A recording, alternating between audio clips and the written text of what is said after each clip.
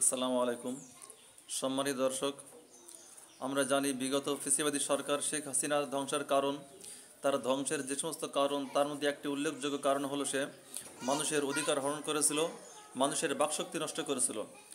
মাহফিলগুলিতে কোনো আলেমদেরকে তারা হক কথা বলতে দেয় নাই, কিন্তু এখনও দেখা যাচ্ছে বিএনপির হাতে গোনা কয়েকজন ভাই এনারা দেখা যাচ্ছে বিভিন্ন মাহফিলে তারা বাধা দিচ্ছে।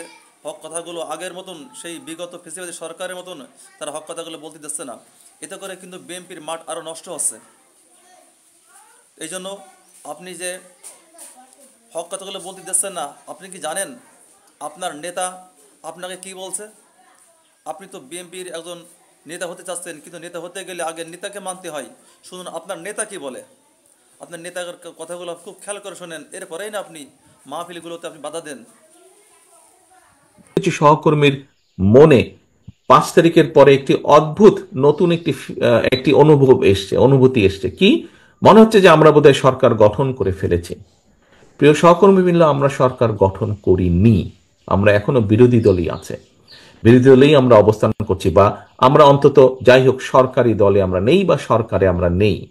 আমাদের যে সকল সহকর্মী এরকম ভুল উপলব্ধি করছেন, তাদের বিভিন্ন আচরণের জন্য বিভিন্নভাবে বিভিন্ন জায়গায় দল ক্ষতিগ্রস্ত হচ্ছে, দলের ইমেজ ক্ষতিগ্রস্ত হচ্ছে। প্রিয় সহকর্মীবৃন্দ, এর ভিতরে চট্টগ্রামেও কিছু কিছু ঘটনা ঘটেছে। আমি কঠোরভাবে আপনাদেরকে আজকে আপনাদের নেতা হিসেবে নির্দেশনা দিতে চাই, আপনাদের সহকর্মী হিসেবে আপনাদের কাছে বিনীত অনুরোধ করে বলতে চাই, দেখুন আপনারা এখানে প্রত্যেকটি উপস্থিত 859 জন প্রত্যেকটি মানুষ, আপনারা এক একজন বিএনপির প্রতিনিধি, আপনারা এক একজন কিন্তু বিএনপির প্রতিনিধি।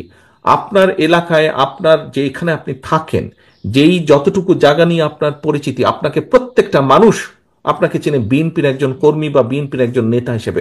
হলেন আপনি বিএনপির, হলেন আপনি যুবদল, স্বেচ্ছাসেবক, ছাত্রদল, শ্রমিক দল, তাঁতি দল, যেটাই হন না কেন, এন্ড অফ দ্য ডে আপনাকে মানুষ, আপনার যদি নাম হয়ে থাকে এরশাদুল্লাহ, আপনাকে ও বিএনপির এরশাদুল্লাহ, আচ্ছা, এইভাবে আপনাকে কিন্তু মানুষ চিনে। ও নাজিম, ও বিএনপির নাজিম, আচ্ছা, এইভাবে কিন্তু মানুষ আপনাকে চেনে। অর্থাৎ আপনি পরিচিত বিএনপির প্রতিনিধি হিসাবে। প্রিয় সহকর্মীবৃন্দ, আপনি যখন আপনার নিকট আত্মীয় স্বজনের বাসায় যান, আপনি নিশ্চয়ই আপনার চলাফেরা, কথাবার্তা, উঠা বসাতে এমন কিছুর পরিচয় দেন যাতে সেই আত্মীয়র মনে আপনার সম্পর্কে কোনো নেগেটিভ ধারণা না হয়। এটি নর্মালি আমরা করি না, এটি নেগেটিভ ধারণা না হয়। সহকর্মীবৃন্দ, আপনি যখন এলাকায় পরিচিত বিএনপির প্রতিনিধি হিসাবে, কেন আপনি এমন কিছু করবেন? আপনার যেই কথা, আপনার যেই বিহেভিয়ার, আপনার যেই কাজের দ্বারা দলের ইমেজ, দল ক্ষতিগ্রস্ত হবে, কেন আপনি এটা করবেন? আপনার এলাকার মানুষ তো আপনারই স্বজন, আপনারই তো আপনজন। দুদিন পরে যখন ভোট হবে ইনশাল্লাহ, সেই ভোটের সময় তো আপনি ধানের শীষের পক্ষে ভোট করতে যাবেন। আপনি কোন মুখে তাদের কাছে ভোট চাইবেন? আজকে যদি এমন কোনো বিতর্কিত কথা বা বিতর্কিত কাজ আপনি করে থাকেন, তখন তো সে আপনাকে উল্টা ইনসাল্ট করবে যে ওই দিন এই কাজ করেছিল না, কেন এখন আসছো ভোট চাইতে আমার কাছে? এই কথা আপনাকে শুনতে হবে। আমাদের পক্ষে সম্ভব না। আমরা বিশ্বাস করি না দামি নির্বাচনে, আমরা বিশ্বাস করি না নিশিরাতের নির্বাচনে, আমরা বিশ্বাস করি না ব্যালট চুরির নির্বাচনে।